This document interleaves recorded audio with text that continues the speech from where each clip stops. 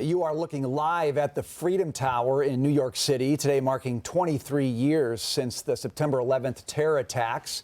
I'm honored to be joined by Andrew Ansboro. He's the president of the FDNY Uniformed Firefighters. He was at the World Trade Center on that day 23 years ago. Sir, thanks for being with us.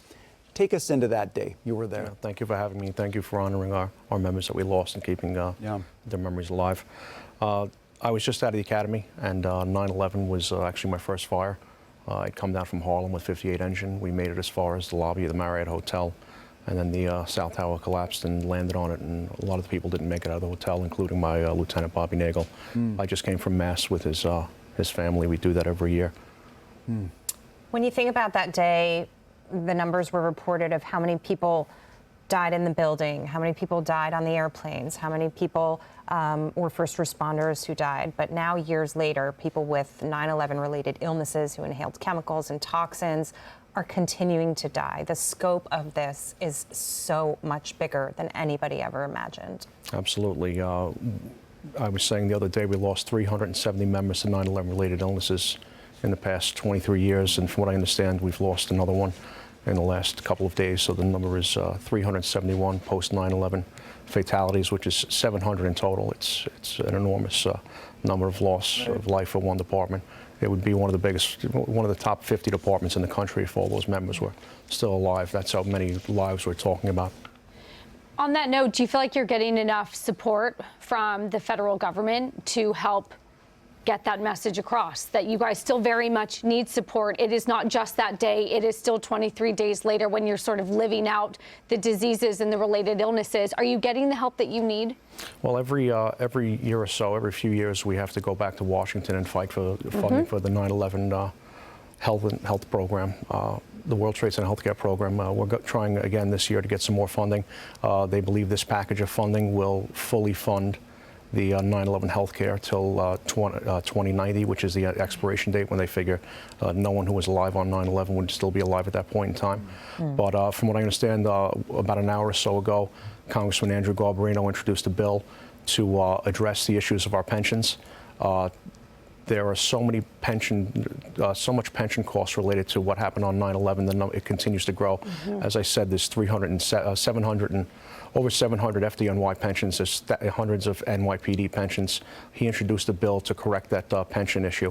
Now, that money would come out of FEMA. In what would normally happen, and what happened with 9/11 is there's a disaster declaration. Unfortunately, during the Trump administration, President Trump and Governor Cuomo decided to end the disaster declaration, and with that, they closed out the checkbook. The unintended consequence of that is we had no idea these costs would go so high.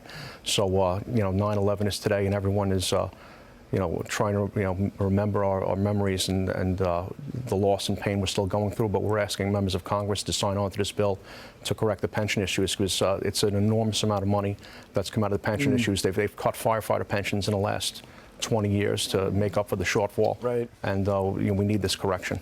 You mentioned the presidency. We obviously have an election coming up in this country. New York firefighters, how do they think about the decision in November?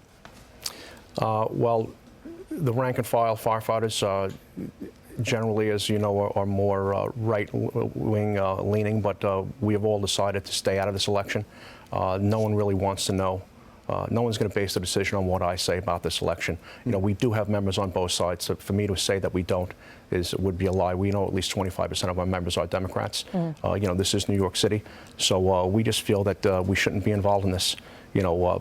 As far as the 9/11 community, both presidents have affected this community in one way or the other. As I said moments earlier, when they closed the disaster declaration, that affected us negatively, and we all know what happened this summer when the plea deal was offered to Khalid Sheikh Mohammed. It was absolutely outrageous that the plea deal was put on the table, that he was given the ability to evade the death penalty, and then they took it off the table. And although we were grateful for it, apparently it's thrown the case into chaos. And we reached out to the Department of Defense to get involved in that. And their answer to me was very simple.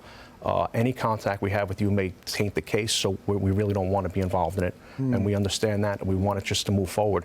And we want everyone to be held accountable for what happened that day. Yeah. We appreciate you. We're glad to hear your story, helping us remember a very, very important day and something we should take with us throughout the generations, sir. Andrew, thanks for being with us. We Thank you. appreciate it. Thank you. Thank you.